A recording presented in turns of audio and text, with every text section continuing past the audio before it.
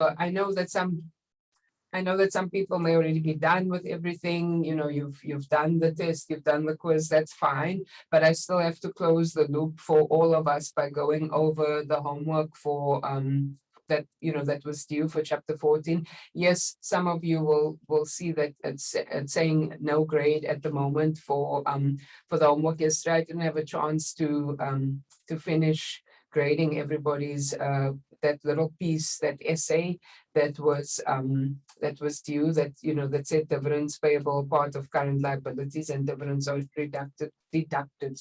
deducted from retained earnings.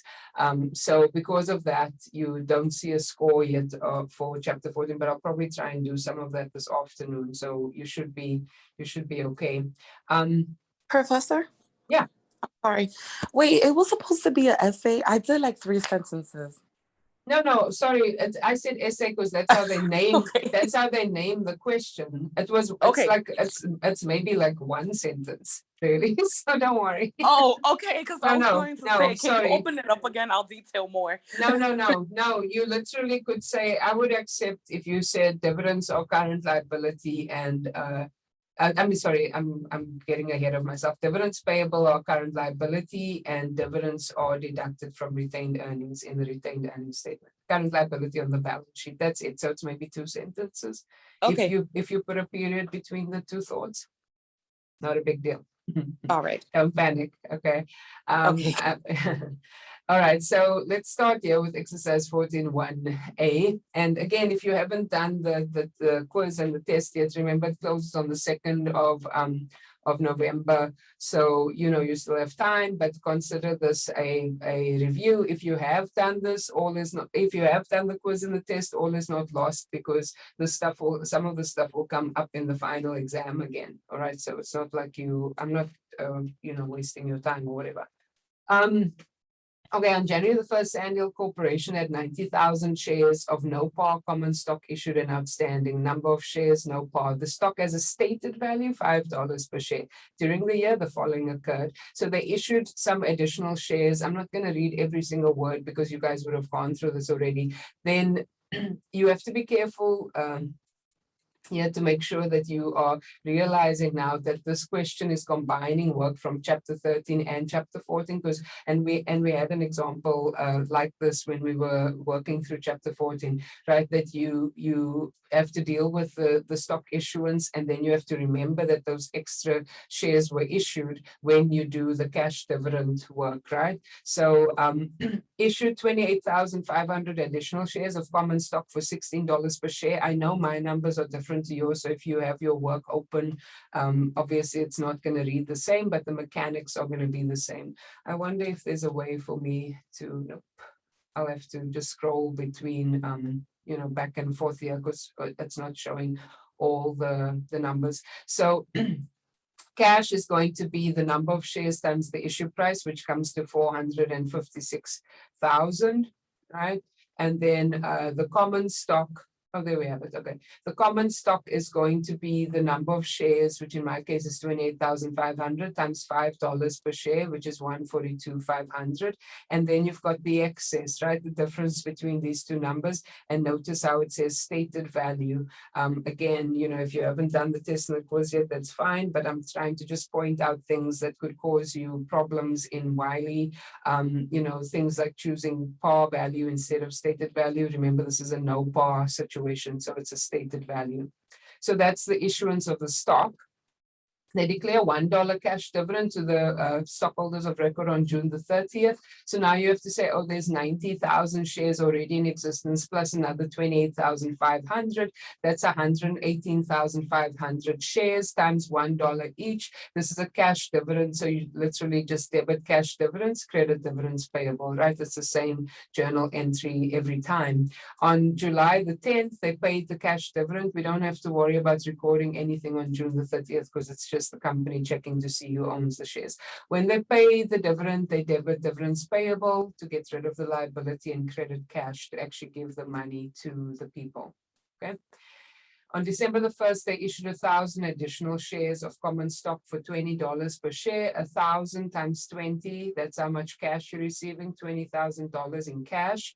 1,000 shares times $5 stated value is the common stock, and then the difference is 15,000, which again is the paid-in capital in excess of stated value. Notice how the same thing comes up twice. So if you don't know how to do some of these answers, right, you get penalized several times, unfortunately, within the same question. So you have to kind of make sure that you are on top of the situation, like you know how to do the journal entry.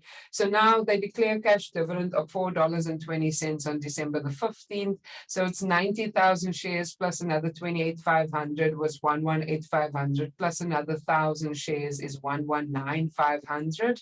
So 119,500 shares outstanding. Every time you declare a dividend, you have to figure out how many shares are outstanding on the date of the declaration.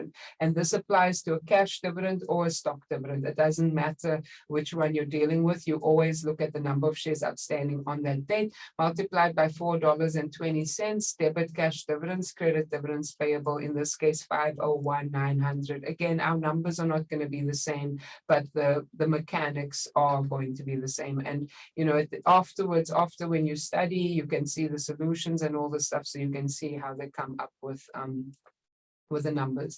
Any questions on A before we go to B? So what's key is that we always have to remember that no matter whether it's a cash or a stock dividend, that we always have to look at the outstanding balance. Outstanding shares. Yeah. Yeah, because you want to make sure that you're including everybody who actually owns a share in the dividend, cash or stock. So you can't on December the 15th, you know, say that it's only 90,000 shares, because what happened to the other people that you issued shares to, you know, during the year? That's key. That's absolutely key. Otherwise, the number just won't be right. Okay. Thank you. Yeah, so the way I would do this, if I were you guys sitting there, I would have a piece of paper next to the, you know, beside me, writing and saying, you know, January 1, 90,000 shares, April 1, 28,500, make a total. When you know at that point it's 118,500, then you put December 1, 1,000, so that you're kind of keeping track of how the number of shares is growing. All right, so here's the quote unquote essay, which, you know, is not an essay. Forget about I don't expect any of this in here. The book is even including dollar amounts. I don't expect that, because the dollar amounts could be different from, some people have different amounts to me. So even this number, like, what is this number? Because that's not the number that I have for dividends payable. So ignore the numbers, just think about what's actually happening. So it's saying in the retained earnings statement, dividends will be deducted. So that's what I'm looking for. Do you understand that cash dividends eventually closes off to retained earnings and is a subtraction from retained earnings? Because dividends represents a distribution of retained earnings, right? So retained earnings will be deducted, and then in the balance sheet, dividends payable will be reported as a current liability. These numbers are not my numbers. They're probably not your numbers either. So please don't worry. If you did put your own number in, that's fine. But frankly, I'm not going to toggle between the two questions to see if you're putting the correct number in. All this represents is all the dividends that were declared for the year, declared and paid, or just declared. So there's two of them. And so declared and paid. I'm not sure if I was clear. And then this is the dividend on December 15th that was just declared, right, and hasn't been paid yet. So again, the essay, which is not an essay, is in the retained earnings statement, dividends will be deducted, and in the balance sheet, dividends payable will be reported as a current liability. That's it. Questions, anybody? Okay, welcome, Denise. I'm glad you were able to join anyway. It seems like a difficult day with the Wi-Fi. All right, so are we good with questions or no questions on this little? Again, ignore this calculation. You're just concerned with this piece, and I'm not looking for numbers in there. Right, so if you didn't write all that stuff out. Don't worry about it. Okay, so this is one of the preferred stock, right? Cumulative, non-cumulative, how much goes to preferred stock, how much goes to common stock story. So let's just go through them, the different scenarios, and make sure that we understand what's happening. You know, please consider this a review. I hope people are very much engaged and focusing on what's happening, especially if you haven't actually done the test and the quiz yet. Sheffield Corporation has 2,500 shares of 7%. There's the dividend percentage. $100 par value preferred stock outstanding at December 31, 2022. At December 31, 2022, the company declared 145,000 cash dividend. So the 145,000 is the total dividend that has to now be split between preferred and common stockholders. If we look at the these factors over here, you can already calculate what the preferred dividend is going to be for the year. I know what the number is, but I'll just calculate it on my calculator. You can do the same if you want to. I know our numbers are not the same. Your answers may not have been the same, but it's 2,500 shares times 7%, right? Times $100 par value, which is 17,500. So if you're answering this question, the first thing you just want to do is calculate for yourself, what is the annual dividend that is going to be paid, to preferred stockholders? The answer in this case is $17,500. Now we are going to look to see whether the preferred stock is cumulative or non-cumulative, or the dividends in arrears, what's the deal? But that doesn't change that the annual dividend for preferred stock is 17,500, calculated again as 2,500 shares times 7% times $100. We did an example like this on Tuesday. So now it says, determine the dividend paid to preferred stockholders and common stockholders under each of the following scenarios. So these are independent scenarios. Each one is dealt with separately. The preferred stock is non-cumulative. As soon as you see that word, you should know already that you can ignore anything that happened in previous years. It just doesn't matter. Whether they were paid a dividend or they were not paid a dividend does not matter if the preferred stock is non-cumulative, because they will just be paid what they are owed in the current year, and the rest is going to go to common stockholders. So now, of course, they try to, trick you or whatever by talking about previous years. They say the company has not missed any dividends in previous years. It's basically, that's nice, but it's kind of not relevant, because even if they had missed dividends in the previous years, it wouldn't matter because the preferred stock is non-cumulative. All right. So in this case, all the preferred stockholders will get is their annual dividend of 17,500, which we just calculated using these three numbers, and the rest, 145,000 minus 17,500. This 127,500, that entire amount goes to common stockholders. Anybody have questions on number one?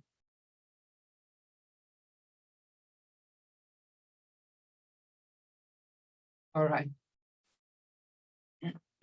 So number two, the preferred stock is non-cumulative. So again, non-cumulative. So what did I say? When it's non-cumulative, it does not matter what happened in previous years. You're just going to pay them for the current year. Now they're probably going to say that they did not pay a dividend, right? In the two previous years, doesn't change anything, because a dividend not paid in a previous year for a non-cumulative preferred stock does not carry over to the current year. So you ignore that because it's non-cumulative, and you only give them the money for the current year, right? 2022. You only give them the 17,500, and the preferred stockholders still get 127,500. So what do you notice? In both of these scenarios, the preferred stock is non-cumulative. In this case, they said the dividends were paid in previous years. In this case, they say the dividends were not paid in the two previous years. The answer is the same. right? Because you can ignore previous years if it's non-cumulative. And then the last one says the preferred stock is cumulative. So you've got to stop and say, well, if it's cumulative, I do care whether they have been paid in the previous years or not, because if they weren't paid in the previous years, I have to pay them all that money this year. All right.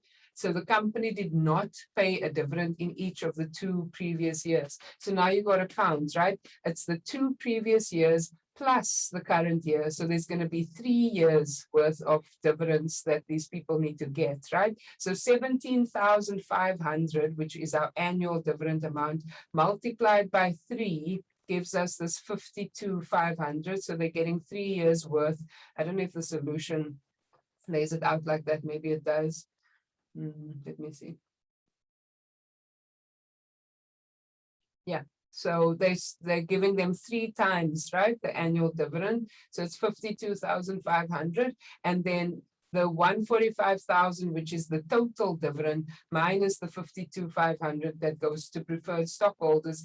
The remainder, 92,500, goes to common stockholders. Okay. So in this case, the only difference between this question and this question is a very important word, non-cumulative versus cumulative, that changes the entire answer. So when you're answering these questions about allocation between preferred and common stock, you absolutely have to read the question carefully. Okay, don't mess it up by just skimming the question and trying to answer it afterwards. Anybody have anything they want to add or any clarification on items 1, 2, or 3?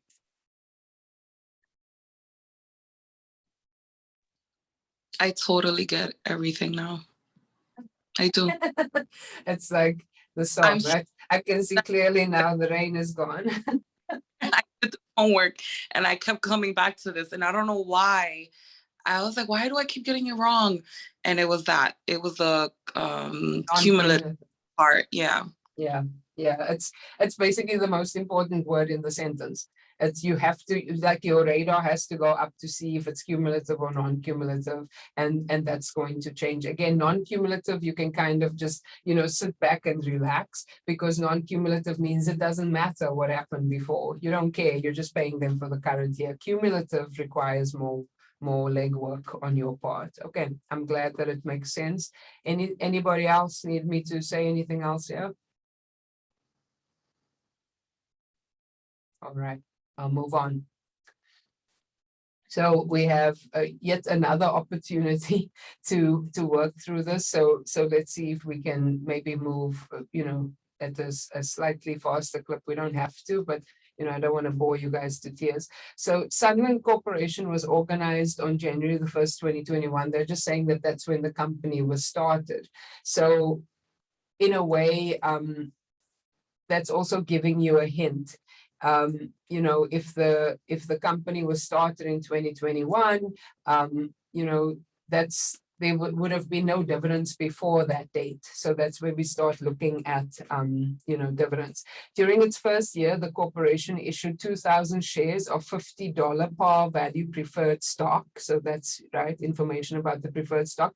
They don't give you the dividend percentage. And that's because in this question, they use 2 scenarios with 2 different dividend percentages. Okay, so you've got to watch out for that as well. Because how you calculate the annual dividend is going to be this number of shares times the par value, but then you've got to pick up the dividend percentage from the actual, sub parts of the question. And 100,000 shares of $10 par value common stock. The common stock par value and all of that, when it comes to dividend allocation, is irrelevant in this sense, because you're not using, the par value to calculate anything. They're just telling you what is in existence. Remember, the common stock just gets whatever is left over at the end after you've allocated to preferred stock. At December 31, the company declared the following cash dividends. This is now the total dividend for everybody. That first some of it has to go, or all of it, depending on the amount, has to go to preferred stock, and then afterwards you can allocate to common. So they got 4,800 in 2021, 13,600 in 2022, and 29,000 in 2023. Show the allocation of dividends to each class of stock, assuming the preferred stock dividend is 7% and non cumulative, right? So again, this word, non-cumulative means it doesn't matter if they got all the money that they were supposed to get in previous years or not. We just deal with the current year in that year. So first step, as I've said before, so I get out my trusty calculator. Your first step is always going to be that you want to know how much is the annual dividend for the preferred stock.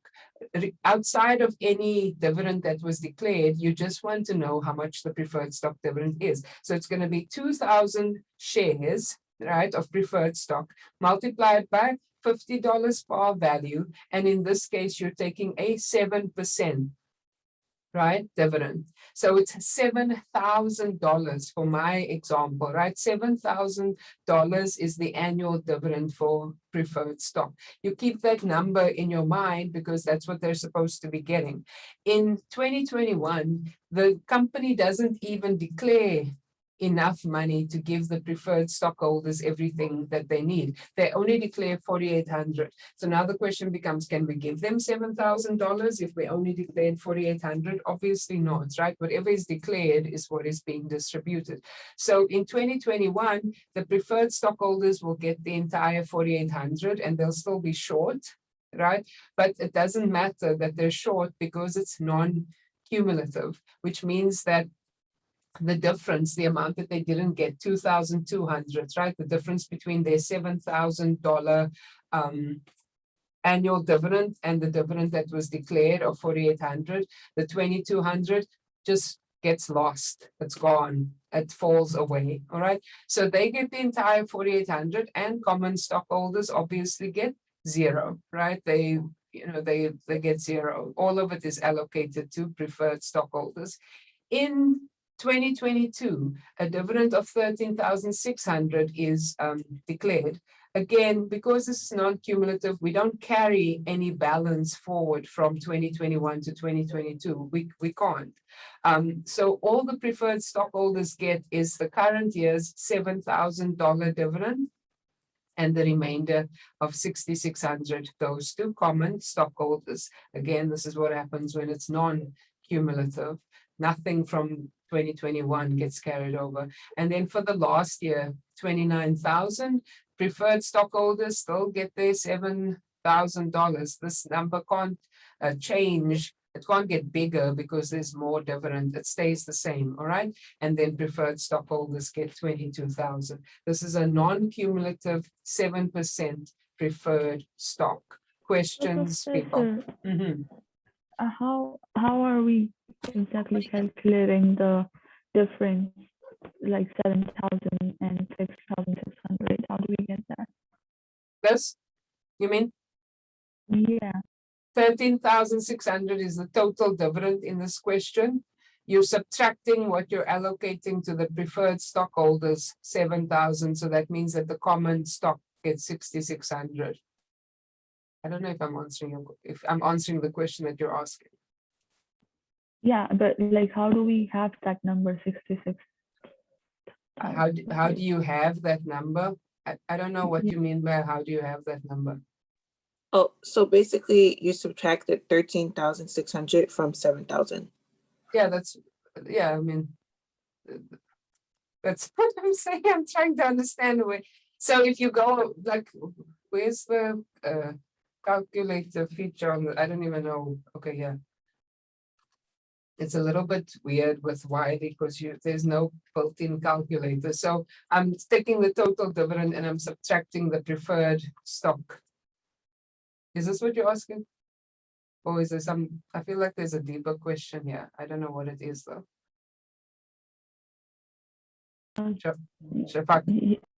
Yeah, I'm listening. I'm just asking, how do you have that 7,000? From where did that come? Oh yeah, okay. So you're asking me how did I calculate the preferred dividend? Yeah. Yeah, so 2,000 shares. I should have been using this calculator before. I feel so powerful now. 2,000 shares, right? Okay. Times 50 par value per share. You still with me? Okay. Times 7%, because they tell you over here that it's a 7% dividend, 7,000 annual dividend per share. Okay, that makes sense. Not per share, total annual dividend. Okay. You got it? Yeah. So remember, that's the first, when you see a question like that, that's the first thing you want to do. You ask yourself, how much is the annual dividend for preferred stockholders? You need to know that number. And it's always going to be the number of shares times the par value times the dividend percentage. It doesn't matter in which order you multiply them, because it's multiplication. So there's no order of operations. Okay. So 7,000 is the key number here. And because it's non-cumulative, they're just going to get either 7,000 every year, or if the dividend declared is less, which is what happened in 2021, then they get whatever was declared. If the dividend declared is more than 7,000, common stockholders get the difference. Are we good? Yeah, thank you, Professor. No problem. Anything else? Yeah, with this number 1 or A or whatever it is. Oh, wait, what's going on here in the... Okay, everyone's having some type, well, not everyone, but a few people are having some type of Zoom problem. All right, so let's move into the next one.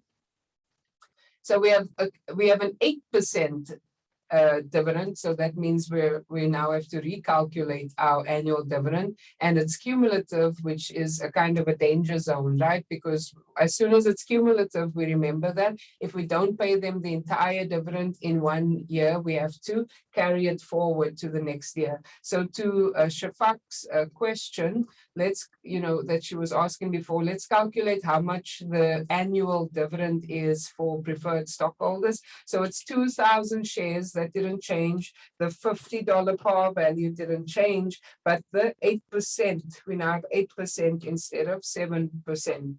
So it's 8,000. What a surprise, right? 8,000 is the annual dividend. I mean, I don't know why they had to change the percentage, because they could have just kept it at 7 and done cumulative, but that's just me giving a sidebar that no one probably cares about. So 8,000 is now the amount that you are working with. That's the annual dividend for preferred stockholders.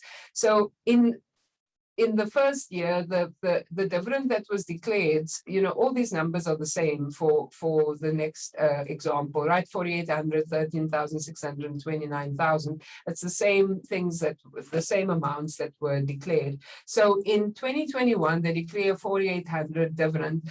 That's not 8,000, obviously. So we end up in a situation where we have dividends in arrears, because 8,000 is what we should have paid, but we only paid 4,800. So that means that there's 3,200 that's in arrears, right?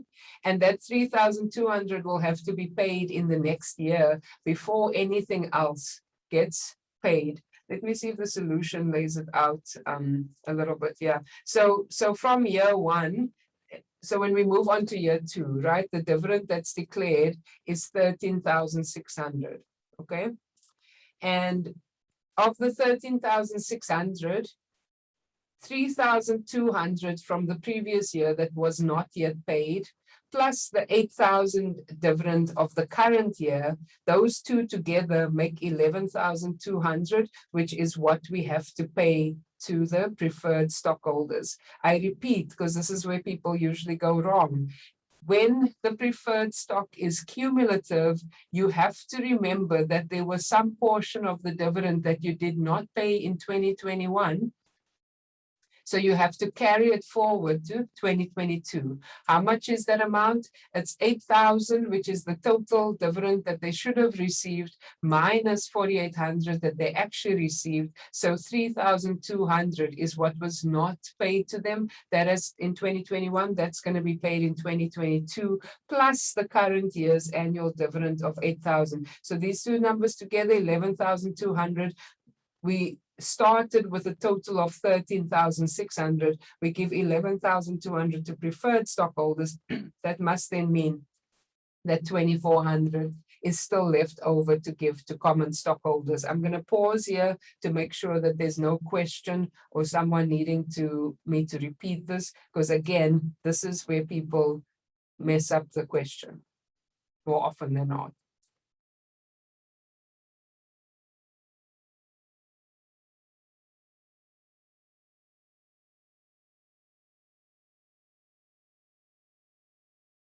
Okay, so it sounds like we're okay. I just want to show one thing. I know the percentages are different, so it doesn't make for a nice comparison, but I just want to remind you that in the previous one, it was non-cumulative. So even though we gave them 4,800, which was less than the 7,000 dividend from part A, we did not carry anything forward, right, to the next year. Here we have to carry forward any dividends in arrears. And then the last year, because we paid off our arrears from before, in the last year, it's just going to be the regular 8% dividend. Remember, 2,000 shares times $50 par value times 8%. The annual dividend is 8,000. Because they paid out 29,000 and we allocate the 8,000 to the preferred stockholders, the common stockholders will get $21,000.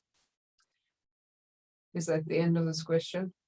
No, it's not, right? Journalize the declaration of the cash dividend at December 31 under Part B. They're saying Part B, let me see.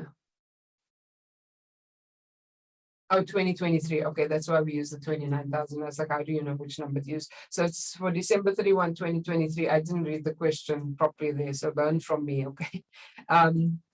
I know they say under Part B, but it kind of doesn't matter because the journal entry is just going to be debit cash dividends 29,000 and credit dividends payable 29,000. You're using the dividend from 2023, which is the 29,000 dividend. Although it says Part B, which you could say, oh, but 8,000 should go to preferred stock and 21,000 to common. We don't split it up anymore. But a few editions ago of the textbook, they used to split the dividends payable between common and preferred. It's not done anymore. So that's your answer. Debit cash dividends, credit dividends payable. Questions on this one?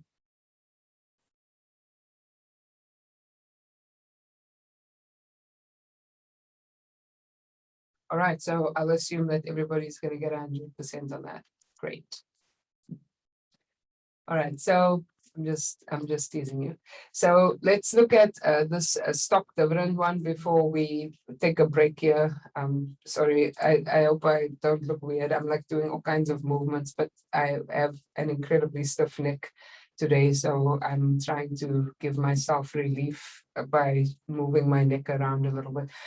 Coronado Corporation has 57,000 shares of $11 par value common stock outstanding. It declares a 15% stock dividend, all critical information, right, for you to keep track of. On December the 1st, when the market price is $16, the dividend shares are issued on December the 31st. Prepare the entries for the declaration and issuance of the stock dividend. So to the point of what Jahomi was saying earlier when I was doing the cash dividend question, whenever you are doing a dividend declaration journal entry, you always want to know how many shares were outstanding on the date of the declaration. Doesn't matter if it's stock or cash dividends, because you need that number for both of them. In this case, they make the question a little bit easier for you because there's no additional stock issuances or things that you need to take into consideration. You're just told that there's 57,000 shares and that it's a 15% stock dividend. So the first thing you need to ask yourself is how many shares are in the stock dividend, right? And it's not 57,000. Let's see if the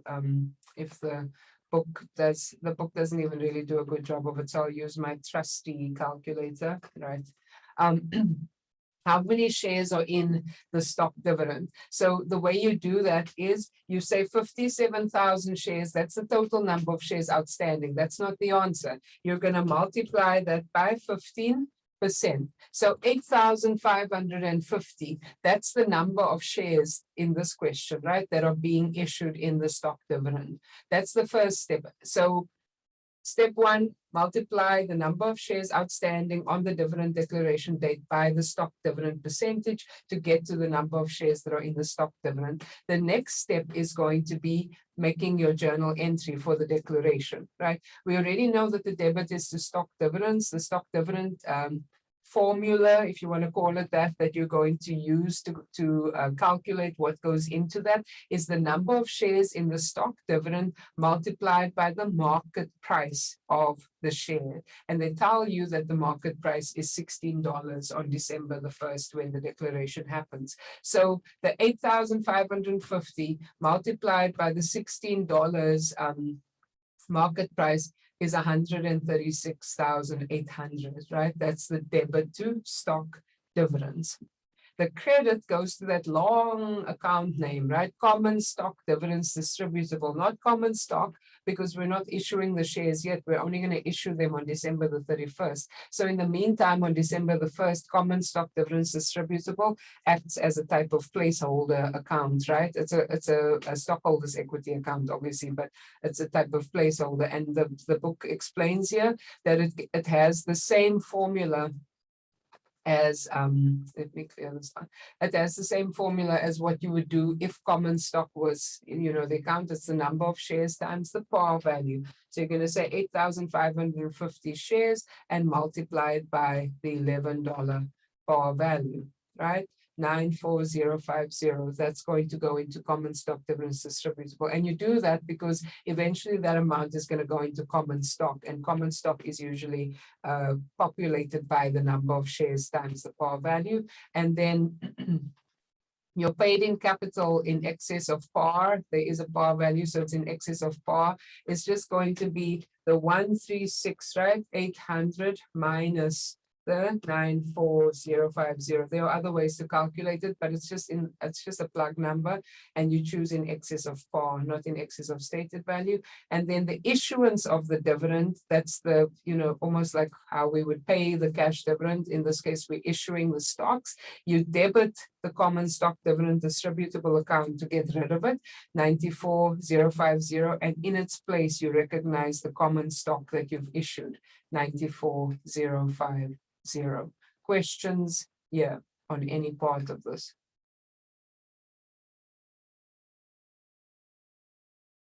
Professor, just to be sure, how exactly did you 8,550? What did you? Yeah, sure. So you want to follow? Did I lose my calculator now? You want to follow the rule here that says the number of shares in the stock dividend is calculated as the number of shares outstanding on the date of the dividend declaration multiplied by the stock dividend percentage. So I'm taking the 57,000 because that's the number of shares outstanding on the date when I'm declaring the dividend, and I'm multiplying it by 15%.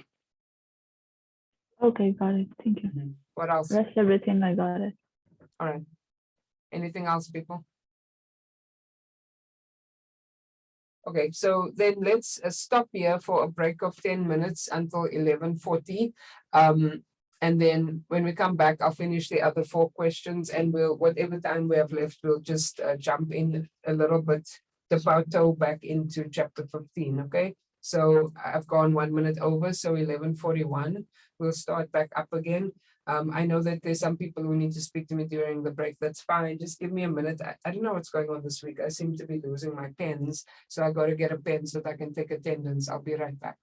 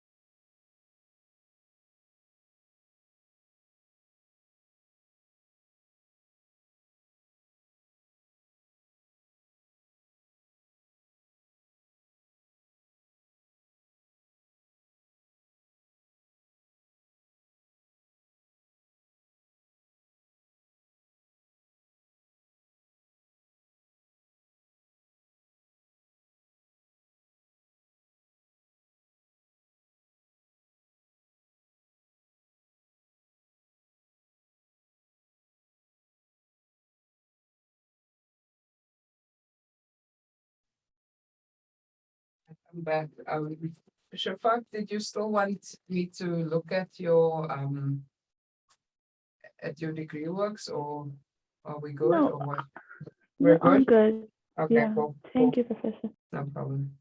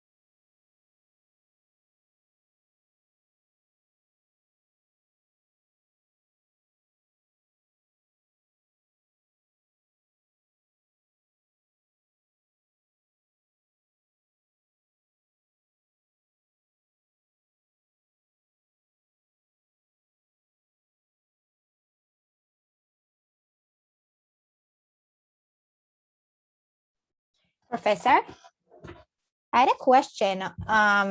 Our final exam is going to be about all the material from the beginning or just the last two chapters that we're going to learn? It's cumulative. I'll tell you which chapters I'll tell you which topics are included, but it's not just from the last two chapters, it's from everything. Except It's for getting chapter so 12. confusing. Yeah, It's just so yeah. much.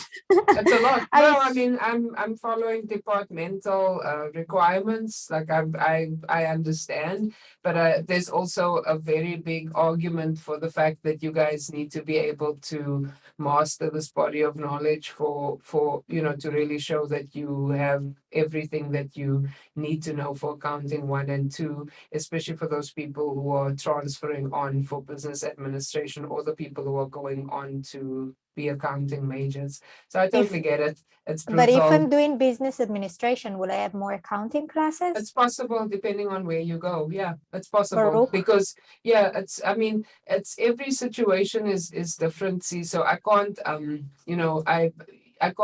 I can speak in generalities, but I can't speak to specific. There are additional accounting classes at Baruch 1.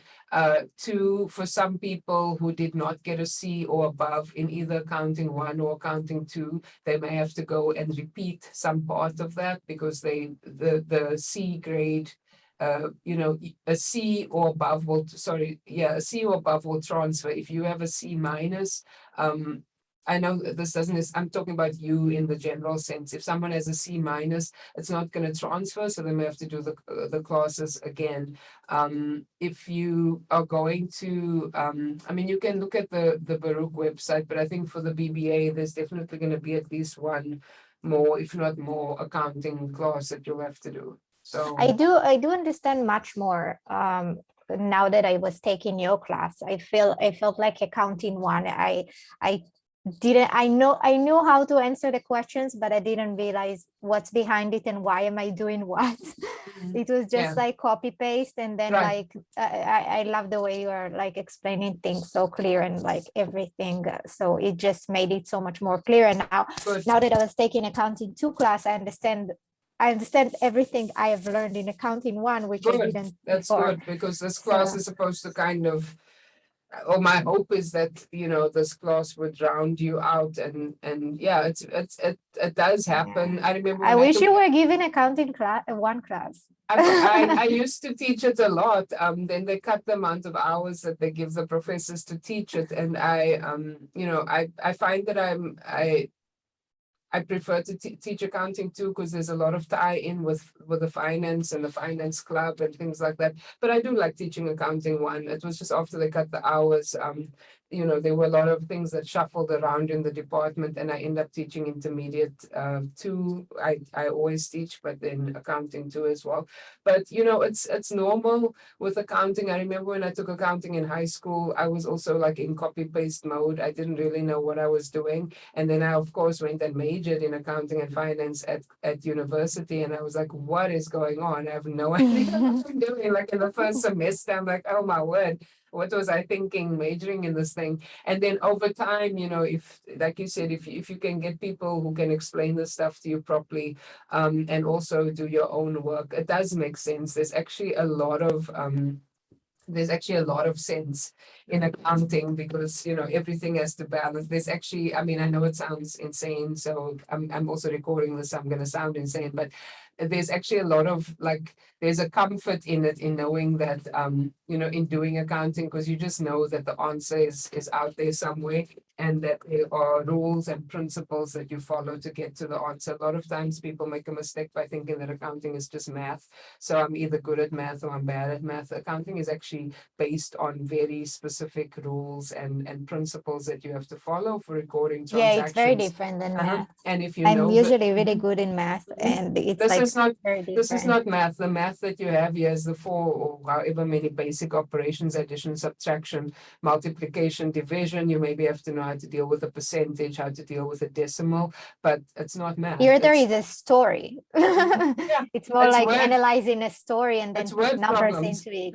It's word Yeah. problems, and that's why a lot of people struggle with that, because it's word problems. You have to read, you have to interpret what you're reading, you have to apply the principle that you were taught on how to do it, and then you have to know how to journalize. So it's like word problems from back in the day, from like what I used to call primary school, whatever you call But- it, yeah, elementary school. Yeah.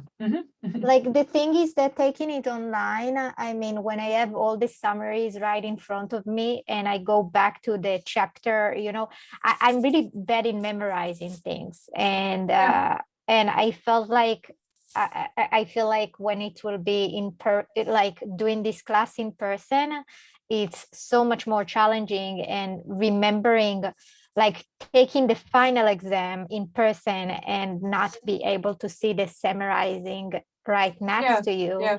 it's like, it's totally different level. Yeah, I mean, but that's the reality of COVID, and I agree with you that, and for a lot of people, it's relevant to a lot of people in this class and in other classes, that it's going to be a massive shock to go back into classrooms and take, you know, paper and pen exams, and not have answers somewhere in front of you, and not working from home in your pajamas and so on. So, I mean, I think it's something for people to contemplate. You know, how do you enter the world of academia, you know, of studying and being in a classroom and commuting to the classroom and taking those tests. It's going to have to be a muscle that you know, that you will have to kind of strengthen, and find supports that will help you to do that. I think it's a very important point. And as you know, as faculty, I've thought about it a lot, about how I can support my students once we go back in the spring, you know, because it's going to be a shock to everybody to suddenly be back. All right. Well, thank you for, you know, for talking that through. You know, there's more opportunities to talk about these things. I'll move into just, I was taking attendance during the break. I just want to make sure that I'm not missing anybody. I'm only calling people who I didn't see. I'm looking for Lance. Is Lance here? No. Ivan? No. Zanetta? Yeah. Ivan, you are here? Okay. Good. Yeah, I got in late. I'm sorry. That's fine. If you're here, you're here. I just want to make sure that I'm not penalizing people who are actually here. Zanetta, Walter, Margaret, Rodriguez, no, and then Courtney.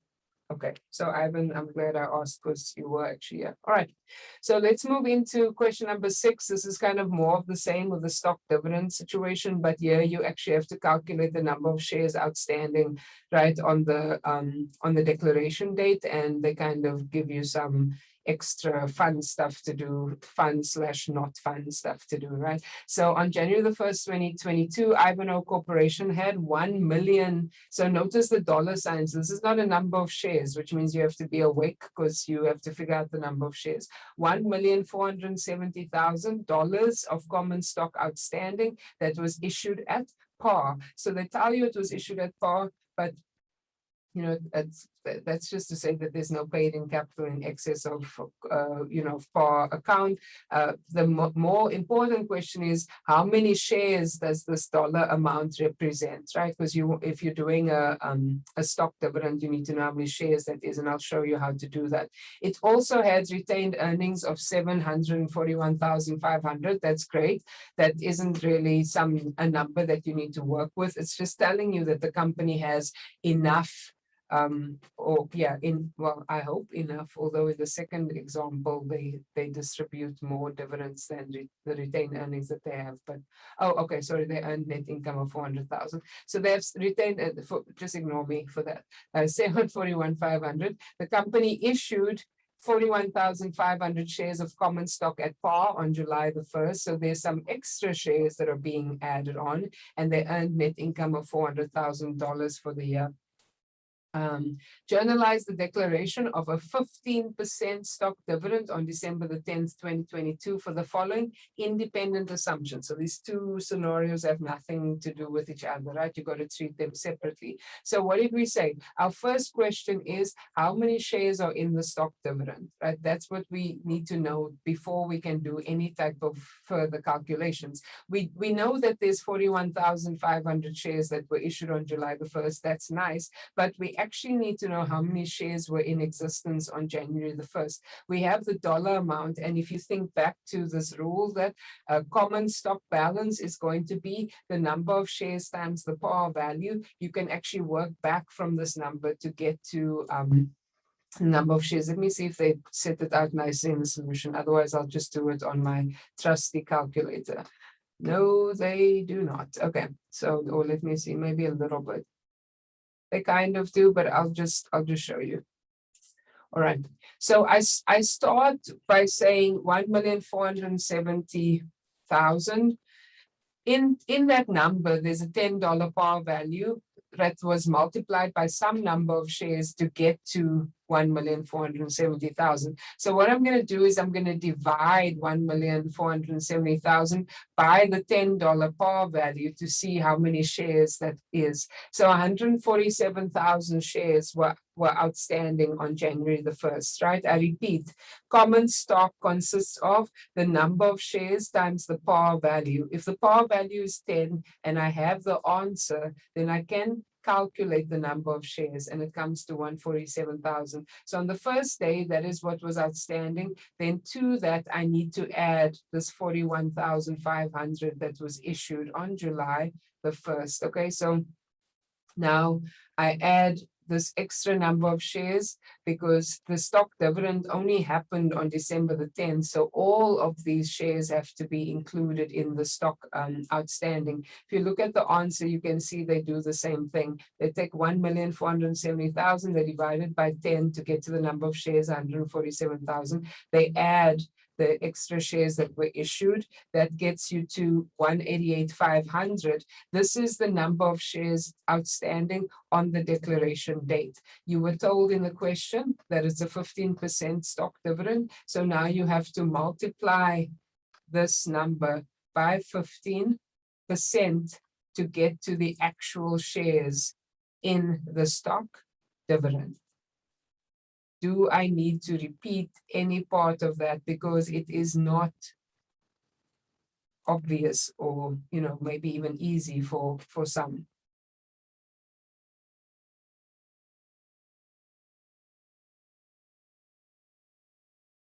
All right, so apparently everybody knows what's going on. So we've got 28,275 shares in the stock dividend. And remember, now when you move into doing the actual journal entry, stock dividends is the number of shares in the stock dividend multiplied by the market price. And in this case, they tell you that the market price is $18. So you multiply the 28,275 by 18. and you're going to come out to 508,950. That's the amount that will be deducted from retained earnings, right? Because of this dividend.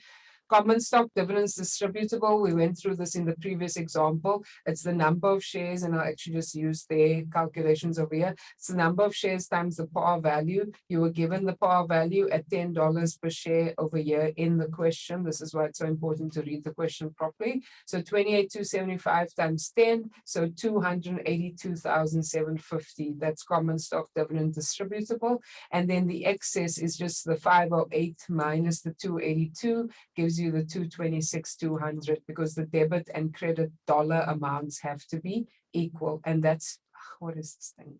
And that's a paid in capital in excess of par, right? When you select the account from the drop-down menu. Questions on part A?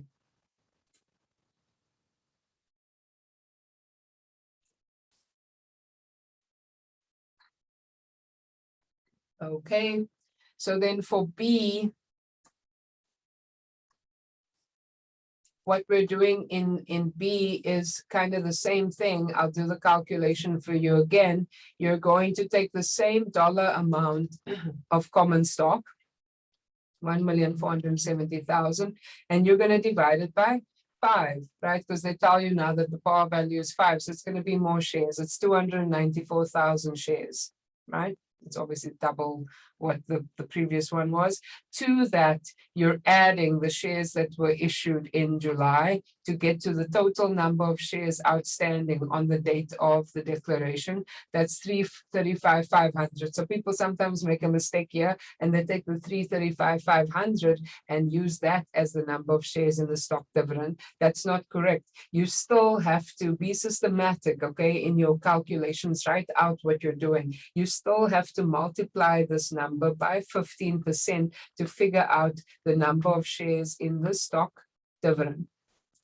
What did I just do here? Doesn't look right. 41,000. Did I say times 0.15? Yeah, something's wrong. Hang on.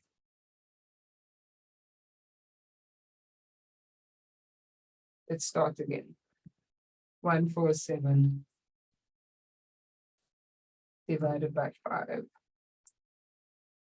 plus 41,500 multiplied by 15%. Okay, that's better. 50,325 shares are in the stock dividend. All right, and if you want to see the calculation, it's right here as well.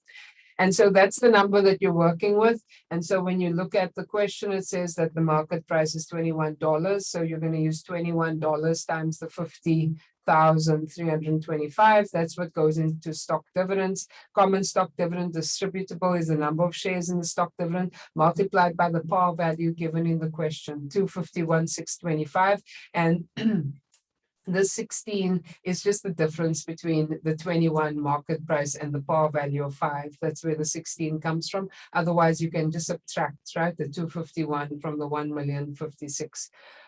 So either way, you know, you either plug the number or you just take the difference between the market price and the par value. You're going to get to the same answer. And they're not asking you here for the journal entries for the issuance of the stock. They just ask you for the journal entry for the declaration. So that's the end of that question. Does anybody need help with anything on this question?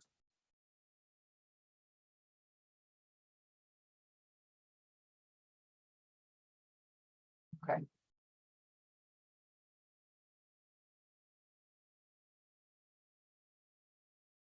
So now we change gears now away from stock dividends to, we've got 2 retained earnings calculations, and then the last question is going to be income statement. All right. So Ivanhoe Company reported retained earnings at December 31st, 2021 of 305,500.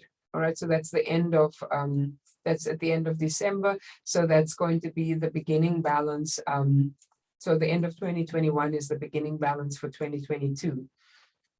Ivanhoe had 190,500 shares of common stock outstanding at the beginning of 2022. So this already sounds suspiciously like they're going to try and get you to do something to do with a stock dividend, right?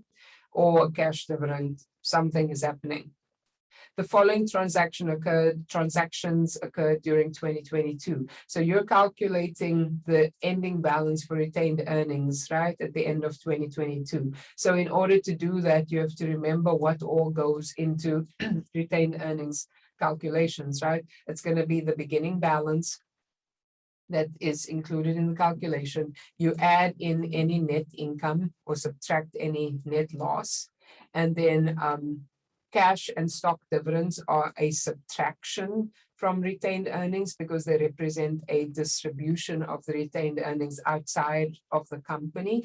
And then if there's any prior period adjustments, that may either be an addition or a subtraction, depending on what the error is that's being adjusted for. All right. So we have all this written down from, our previous lectures and so on. I'm not going to rewrite it, but I just want to make sure that you understand when you're doing this calculation, there's a list of things that you should be considering in calculating retained earnings.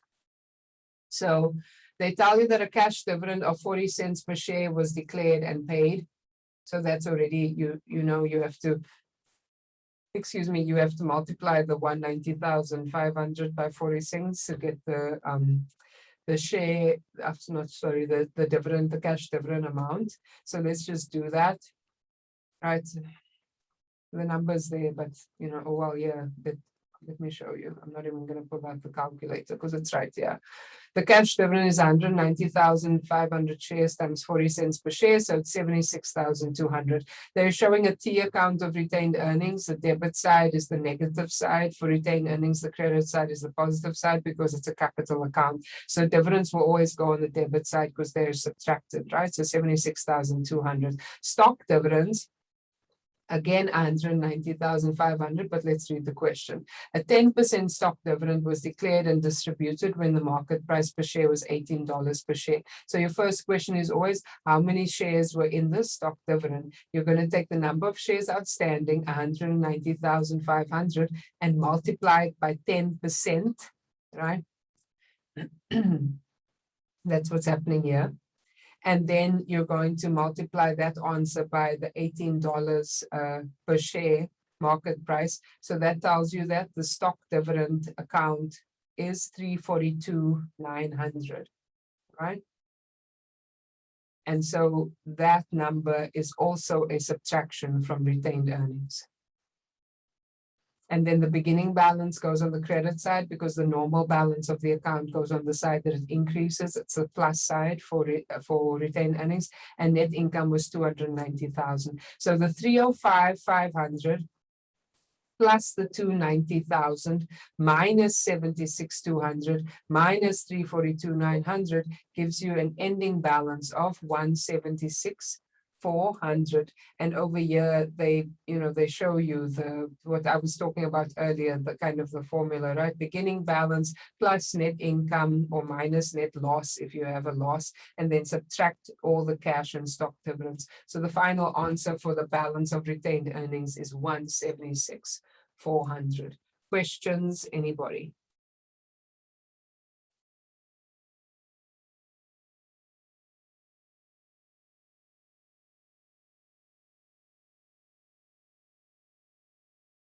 All right. Next one. Of course, here we now have a correction, right? So that helps. It's a little bit more excitement in the question.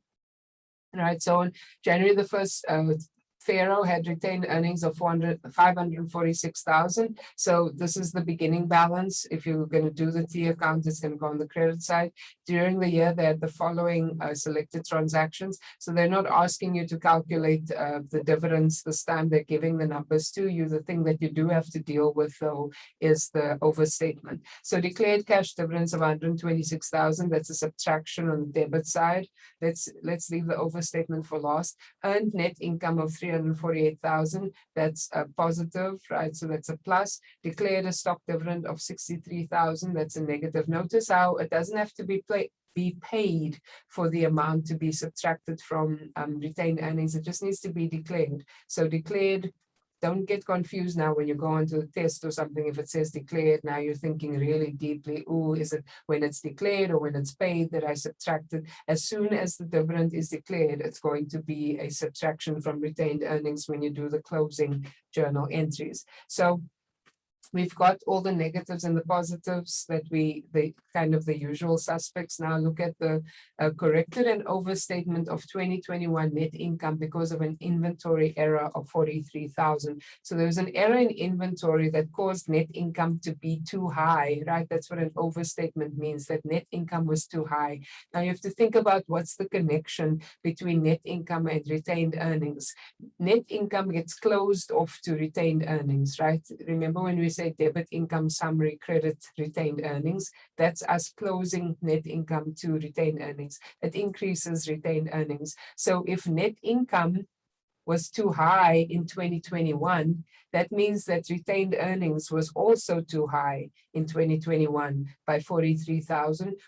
So in order to fix that, we now have to subtract the 43,000 from retained earnings in 2022. And that's why the overstatement of net income ends up on the debit side. It's a minus because if in a previous year your net income was too high, that means that this opening balance of retained earnings is also too high, and the whole balance of retained earnings has to go down by 43,000. So your takeaway there is that net income and retained earnings move in the same direction. If it had said that net income was understated over here, it would have meant that retained earnings was also understated in 2021, and we would have put the amount on the credit side to make retained earnings higher. Questions on the over understatement problem, or error, I should say, not problem.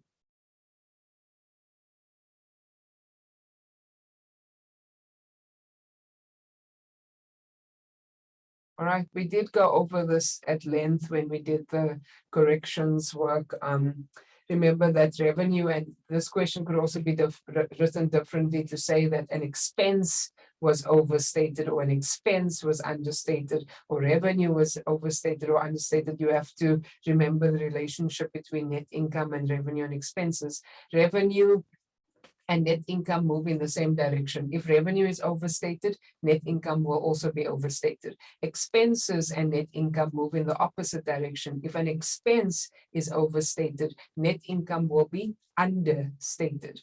And retained earnings and net income are always going in the same direction. Okay, so whatever happens to net income is what happens to retained earnings. So in the end, in this question, with these numbers, the retained earnings balance is 662,000. Last call on this before I move into income statement. Okay. Right, so you do have an income statement on the test. For those who have done the test already, you know that the following information is available for Columba Corporation for the year ended December 31, 2022.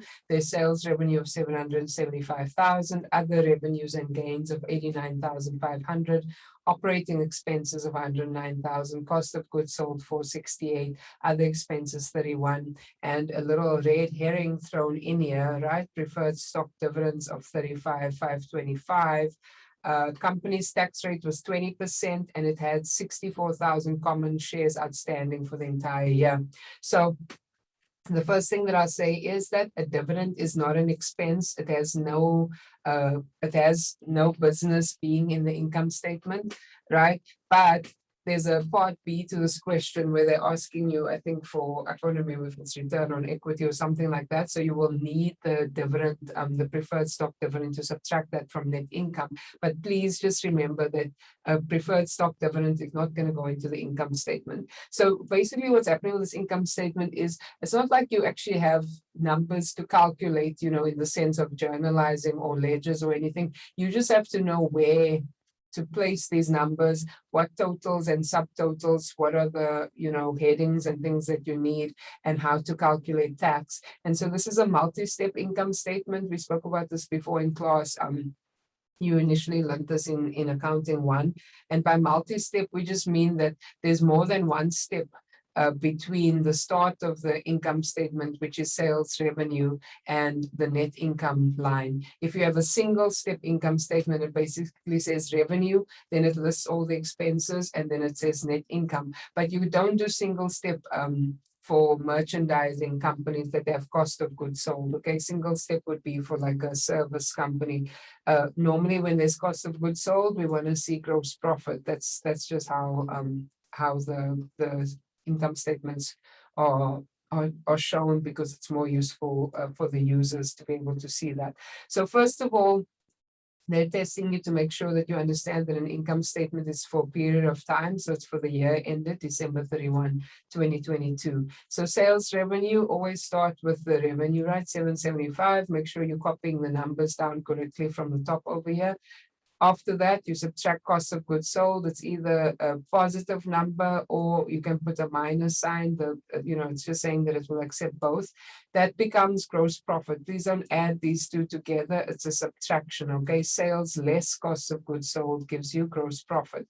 After the gross profit, you want to say how much where are my expenses that are just my day-to-day expenses, and that's called operating expenses. That's 109,000, right? Again, you could put a minus in front of this. If you don't, just remember this is not an addition, this is a subtraction to get to income from operations. Income from operations represents the money that you are making. Way to think about it is just by opening the doors, right? How much money am I generating just from my regular business? And again, for users of the financial statements, even for the business owner, that's important to see how much did I generate. Because if you start adding up all these other, right, non-operating items, the situation may look completely different, right? But you want to know in any given year, how much of the money just comes from doing my regular work. What is going? Okay, people are getting kicked out. I don't know if you can do parentheses. It seems like they only accept the minus sign or positive number. I haven't, tried to do parentheses. You'll have to see what they say, but it's not giving any guidance here on how to put the numbers in. So I would just go with the actual number or the minus, which is all that I'm seeing right now. Then the other revenues and gains and the other, I think there's an other expenses and losses.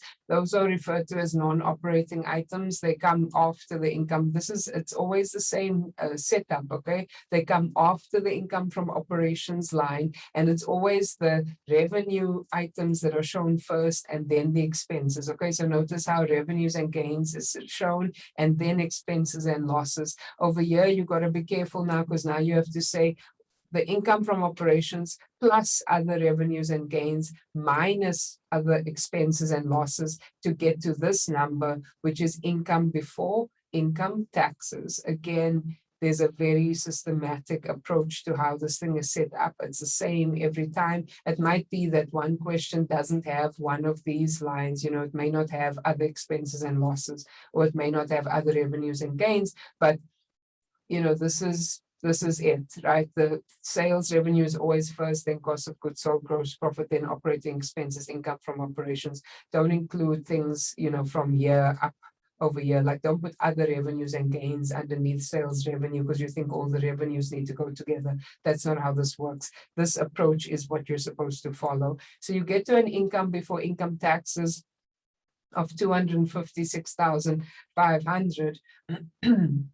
And you multiply that by the 20% that's given in the question, right, as the income tax rate, which then gives you a 51,300 income tax expense. Again, you can put a minus sign. If you don't put a minus sign, that's fine. But remember, this is a subtraction, okay? Some people get stuck for ages thinking something is wrong in their work when the only thing that's wrong is that they should have subtracted, but they added numbers together, okay?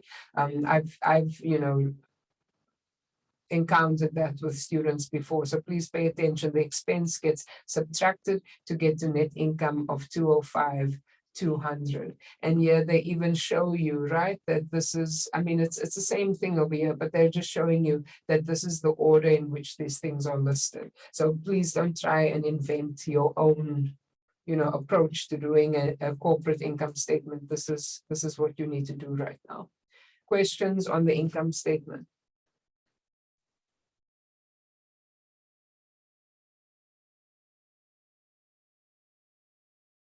Okay, so if everyone seems to be pretty much either confused out of their minds, right, and therefore saying nothing, or just okay with the material, you know which camp you fall into. I will repeat that, and you know this already, but you know me, I'm going to repeat it, that the test one and quiz one are open. They've been open since Tuesday. They'll close on Tuesday the 2nd. There are no extensions and, like suddenly, oh, professor, at 5 o'clock, when I wanted to start trying to do this, the clock ran out at 6. Yes, the clock ran out at 6 because that's the deadline by when you should have finished everything, right? So don't start the stuff at 5 o'clock thinking you'll be able to knock it out in an hour. You won't. You have tons of time. Take your time. Make sure, I see a lot of people being dropped off the Wi-Fi. If your Wi-Fi situation is tenuous, which it seems for some people, the Wi-Fi situation is a little bit sketchy, then you got to go sit somewhere where there's better Wi-Fi, or connect an Ethernet cable to your Wi-Fi router and get a dongle or whatever and connect it to your computer, so you have a steady. I'm on Ethernet. When I lecture you, this is Ethernet, this is not Wi-Fi, because I'm not going to take a chance with Wi-Fi. I'll go in and out, maybe depending on the weather and stuff. So please make sure that you find a proper situation with Wi-Fi and also with computers. You can go out of the test and come back in. So if you get thrown out because your Wi-Fi collapsed or whatever, you can get back in. I just don't know how much time you're going to waste trying to get in and out, because of technical issues. So there's that. Yeah, I mean, you know what's in the test and the quiz. I've gone over reviews. I've gone over the homework now. You know which questions are coming in. I've now reviewed the allocation. Remember, I told you I wasn't going to do everything. I did like 3 or 4 topics today. We went over cash difference, went over income statement, and we went over retained earnings, balance calculation. So everything that's coming in by way of exercises has been reviewed. There are multiple choice questions on the actual test. There's theory and application. So just be aware of that. The quiz is 10 multiple choice questions. That it's like actual work, it's not definitions, it's making sure that you know how to do journal entries or whatever. So yeah, that's really all I can say. And I'm happy to help where I can, but if someone's emailing me at 5 o'clock on Tuesday to say that they're now having a problem because they waited last minute or whatever, there's no guarantee that I'll be able to get back to you within 5 minutes to sort this out. So just be aware of the fact that you don't want to get into crisis mode. Try and answer, or try and knock the stuff out before the deadline, so you don't end up in any bind, any jam. All right. Okay, so that's the story with the test.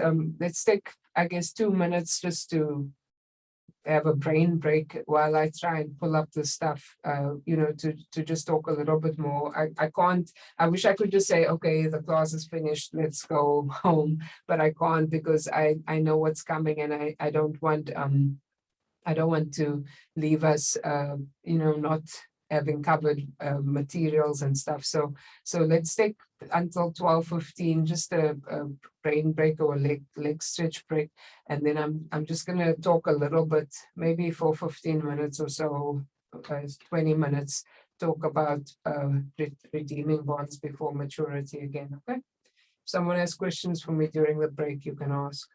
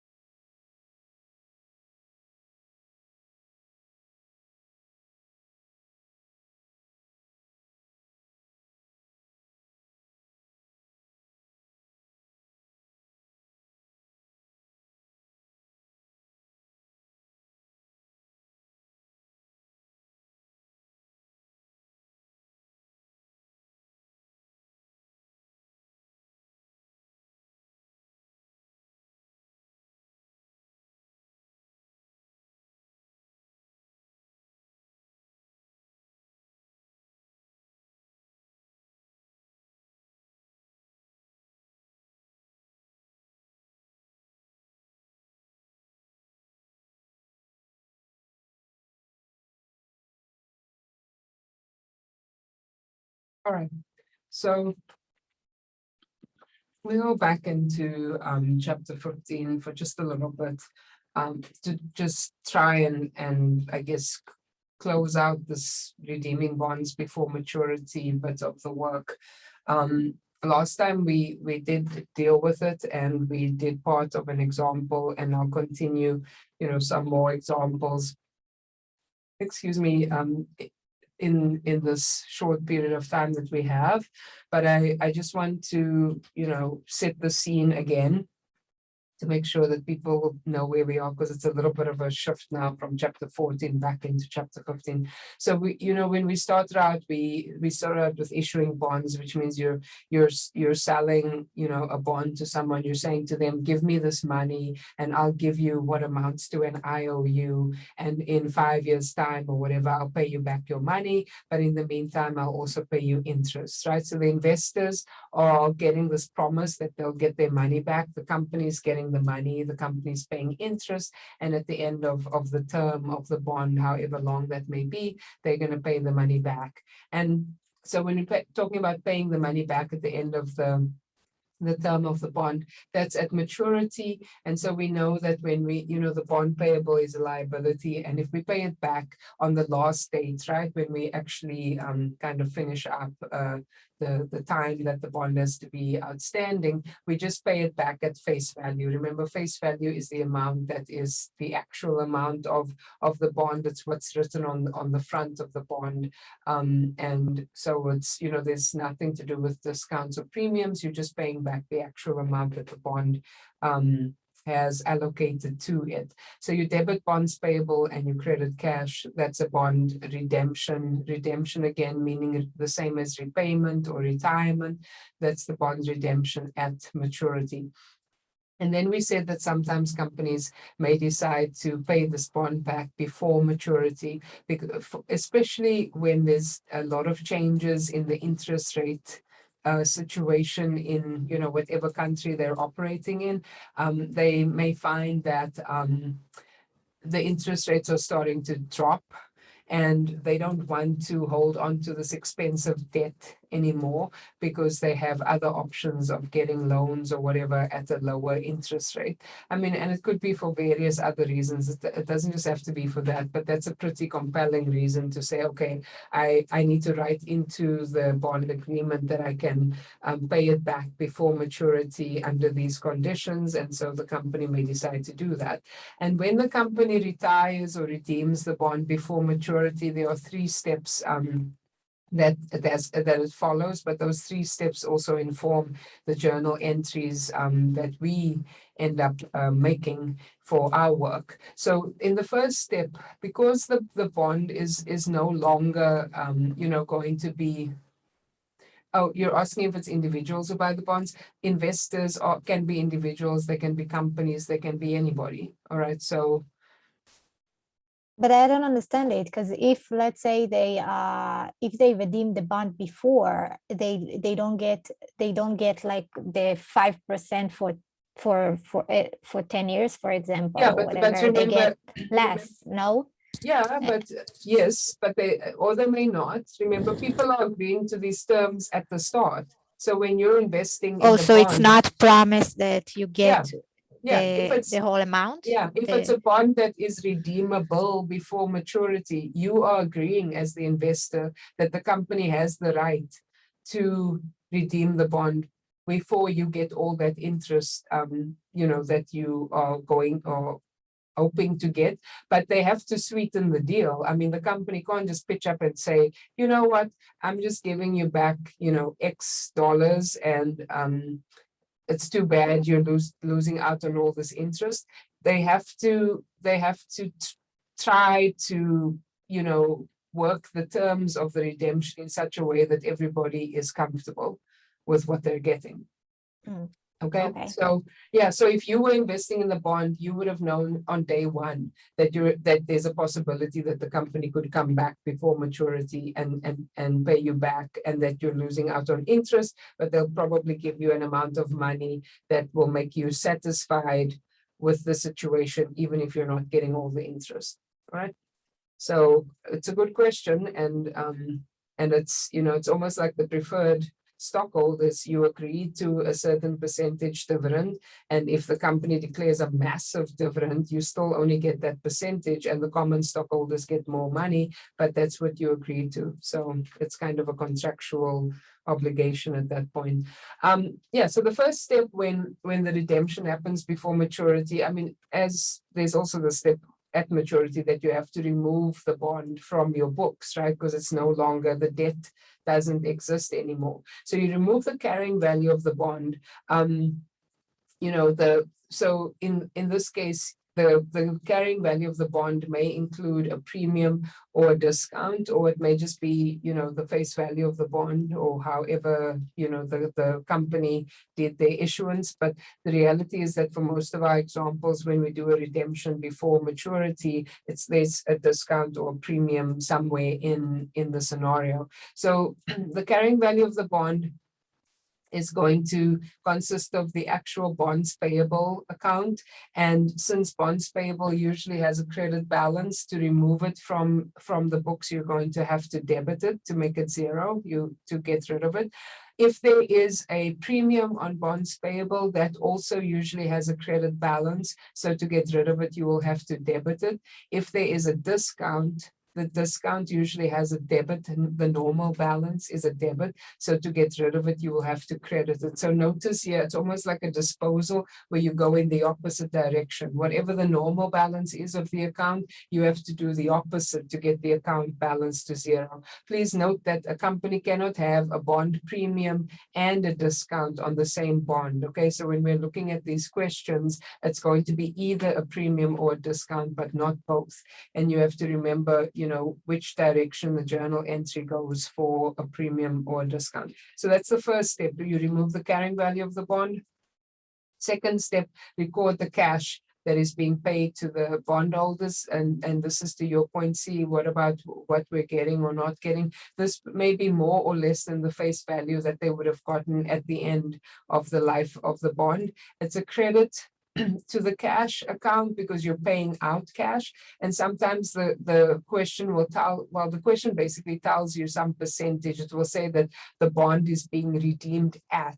So it will say redeemed at 98 or redeemed at 102 or redeemed at 100 or whatever. So you will know that that percentage that they're referring to is the amount of cash that is being paid. So if we read on here, sometimes the question tells us that we pay cash that is higher or lower than face value. So we need to do an additional calculation. Example, bonds redeemed at 103. I don't know, I was obviously feeling very emotional about this 103. Face value was 100,000. How much cash did we pay to redeem this bond? If the bond is redeemed at 103, we paid 103% of 100,000, which means we paid 103,000 to the bondholders to redeem this bond. This is an example of them overpaying, right? So basically just to shush people to say, hey, yeah, take this money and go away. So we paid cash of 103. If the bonds were redeemed at 95, the face value is 100,000. It means that we paid 95,000 to pay off the bond before maturity. I guess in that case, these investors were willing to take a little bit less for whatever reason. Again, the amount at which they redeem the bond could even be written into the contract right at the beginning. So people know either that or maybe it's negotiated. So in these questions, you're always looking to see what amount the bonds are being redeemed at. It will say it, okay? And then the last step is you recognize a gain or a loss. The gain or the loss, I said this last time also, is calculated as the cash that is actually being paid less the carrying value of the bond. The carrying value of the bond represents the amount that we owe at the time when we're doing the redemption. Okay, I repeat, the carrying value of the bond represents the amount that we owe to the investors at the time of the redemption. So if you compare what we owe to the cash that we actually paid, it will tell us if we made a gain. So we paid, less cash than what we owed, so that's a gain. Or if we paid more cash than what we owed, so that's a loss, right? That's a loss to us. It's like if you owe someone $100 and you end up for, whatever reason, could be any reason, you end up paying them $105 to get rid of the debt of $100, you've made a $5 loss, right? Similarly, if you owe them $100 and you end up paying $95 to settle the entire debt, you've made a $5 gain. So that's what we're talking about over here. So then we have an example here, and then after I go through this example that's already written out, I will go back to the example that we were busy with on Tuesday. Okay. Professor, the class notes that I looked up on Blackboard are a little different than the ones you show in class. Like we have less words there. Yeah, it's probably because I gave you the clean copy. This is my copy where I write in all kinds of side notes that I'm, that is me thinking about things. So that's why. All right. What you get is what you're supposed to get. What I'm referring to is with all my little things slotted in. So you're welcome to write on your own page, if I put extra things into my page. Yeah.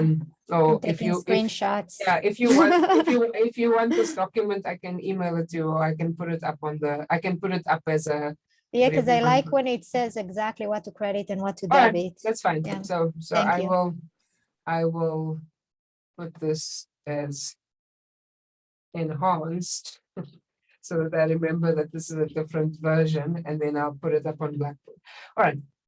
So the journal entry for redemption of bonds before maturity and redeemed at a loss. Assume that Candlestick redeems its 100,000 face value bonds, right? So that's the face value before maturity at 103. So there's that 103 that I was talking about. That tells you about the amount of cash that is being paid to redeem the bonds. Okay. This is not talking about what the bonds were issued at long ago. That's happened already. This is now the cash that you are paying the people.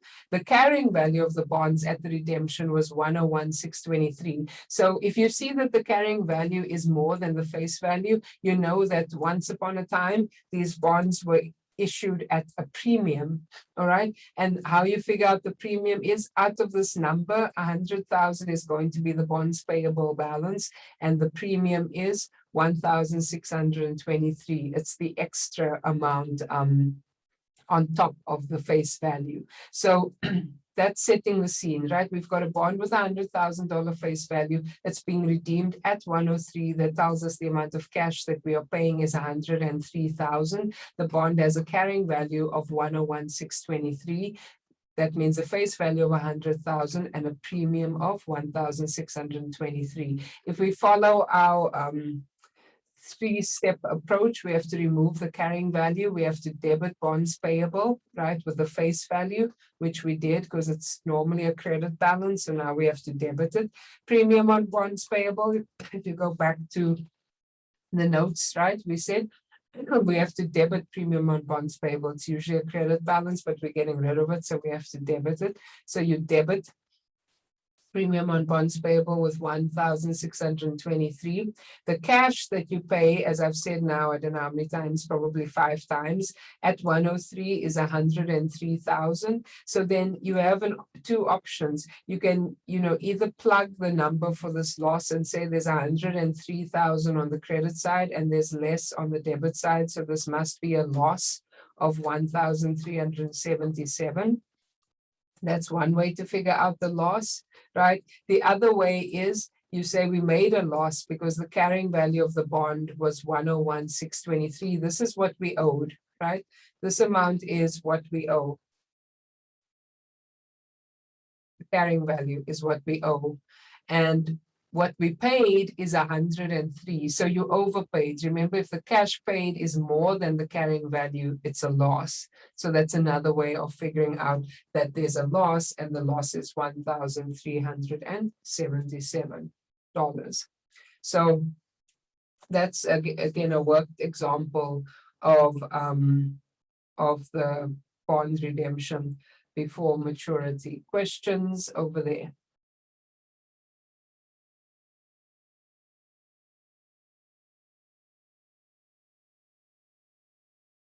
All right, so the example that I was going to do, I'll do it next time because it's kind of similar to what I just went over with you, and then we'll do 1 or 2 more examples of this next time. And then, just for your information, not that people will mind this, but I just looked at the book again for the new edition, and I realized that they're no longer doing anything. Let me see here. What am I doing? Just hang on a second. I just want to show they're no longer doing anything with converting bonds to common stock in this edition of the textbook. So that piece I am canceling because you wouldn't have anything to read on it anyway, and the textbook isn't covering it. So next time when we get together, we'll finish up doing a number of examples of redeeming a bond before maturity. And then we'll move straight into long-term notes payable, which is where I'll teach you how to build an amortization table, and we'll talk about mortgages and things like that. All right, I'm going to let you guys go because the bond retirement before maturity was really the thing that I was wanting to make sure we covered today.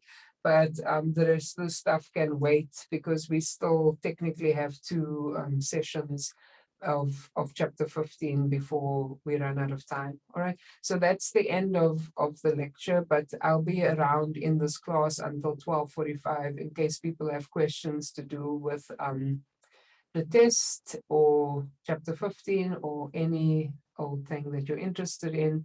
If not, you're dismissed. Go and have a good day, and don't forget to finish the test.